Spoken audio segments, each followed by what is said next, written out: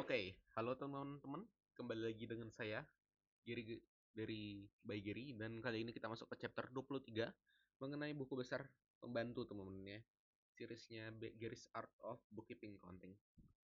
Teman-teman, di sini kita ada buku besar pembantu ya. Buku besar pembantu adalah istilah akuntansi untuk buku besar tambahan yang dibuat akuntan, teman-teman, ya, demi rincian tertentu dari akun buku besar tersebut, teman-teman. Umumnya, ini diperlukan pada akun-akun yang butuh rincian lanjutan. Contohnya seperti piutang dan juga utang.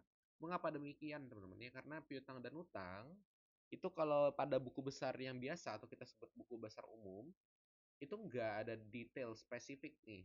Piutang atas nama tuan A berapa, tuan B berapa, tuan C berapa. Itu nggak ada spesifiknya. Kita harus tracking satu-satu, kita harus cek satu-satu, kan agak repot ya.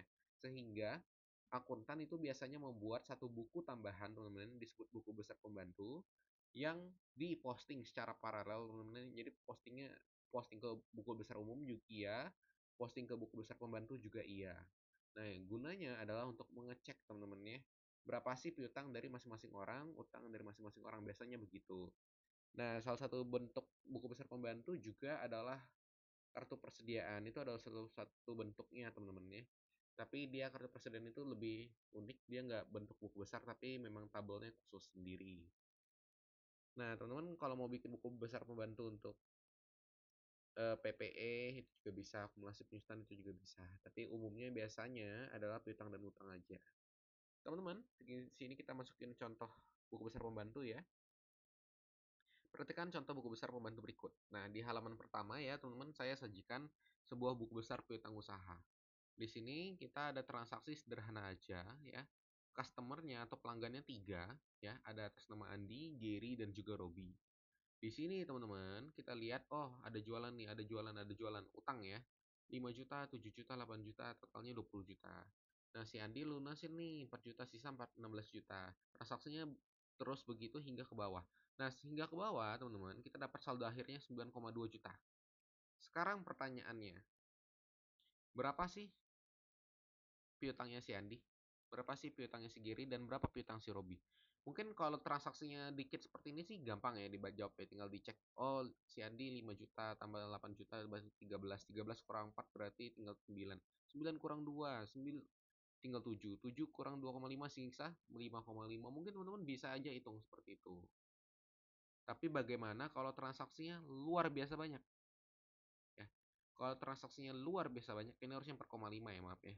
Kalau transaksinya luar biasa banyak, apa menurut teman-teman mampu melakukan hal tersebut? Mau satu-satu mungkin bisa, mungkin bisa. Tapi butuh berapa lama? Sedangkan salah satu lapor kualitas data keuangan itu, teman-teman, ini adalah timeliness ya, atau ketepatan waktu.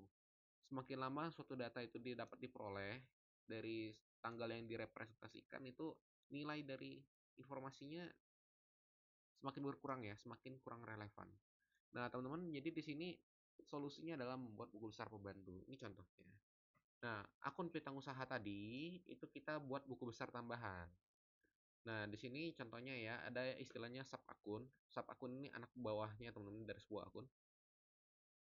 Nah, teman-teman, piutang usaha, sub akunnya piutang usaha strip Andi misalnya. Jadi artinya piutang usaha punya Andi doang. Ini ada yang punya Giri doang dan punya Robi doang. Teman-teman bisa lihat di sini ya. Yang punya Andi, dia cuma ngeposting transaksinya si Andi, yang Giri transaksi Giri aja, dan yang Robi juga transaksi Robi aja. Nah, kalau seperti ini kan gampang, teman-teman. Oh, piutangnya si Andi berapa? 4,5. Piutang Giri berapa? 700. Piutang Robi berapa? 4 juta. Nah, ini teman-teman, karena ini teman-teman bisa lihat ya, ini kan rinciannya doang. Berarti total dari saldonya harus sama dengan buku besar umum. 4,5 tambah 700 tambah 4 juta, itu dapatnya berapa? 9,2, seperti sebelumnya ini ya. Oke. Jadi ini adalah rinciannya, teman-teman ya, rinciannya. Buku besarnya diposting secara paralel, posting di buku besar umum, posting juga di buku besar pembantu. Nah, teman-teman, untuk menyusun buku besar pembantu ya tentu gampang. Seperti yang barusan saya ilustrasikan ya.